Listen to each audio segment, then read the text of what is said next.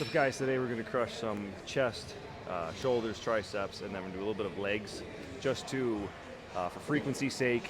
I'm going to get a couple sets in today. My legs are crazy fucking sore from my last transformer bar session, so we're going to do some Smith for that. But yeah, first up we're going to do shoulder warm up. We got my retractions, shoulder raise series, different extensions behind the back to get that warmed up, and then I'm going to do some push-ups to get blood flow, get some protraction going, kind of the opposite way the shoulder blades move, and then we're going to go into a low incline dumbbell bench. I'm trying to do a dumbbell thing each week, like a barbell or Smith kind of bar each week, and I'm trying to do some neutral pressing as well too.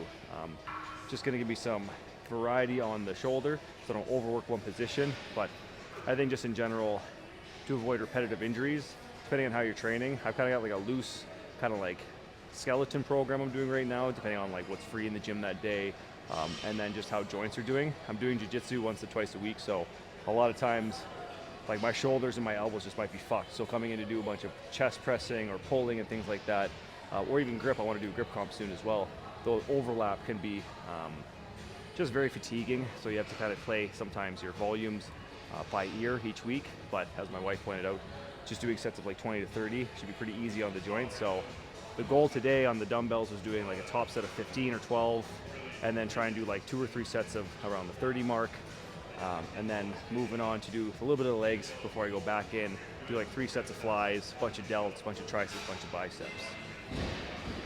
On the Smith machine squat, I'm using that because the guided range of motion is easier on my nervous system. I can position myself to make it a lot easier on my back and way more on my quads. And like I said, that transformer bar session with the sets of 8 pause, they just fucked me up, man. So today, I can't really bend over, so I'm also using this to kind of like get some mobility and flexibility back with some blood flow. So the rep should be about 12.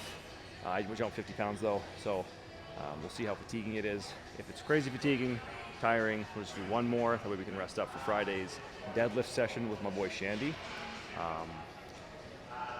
But yeah, the goal today is to get us moving, get a nice pump, but not so much so that on Friday I'm feeling like I am today.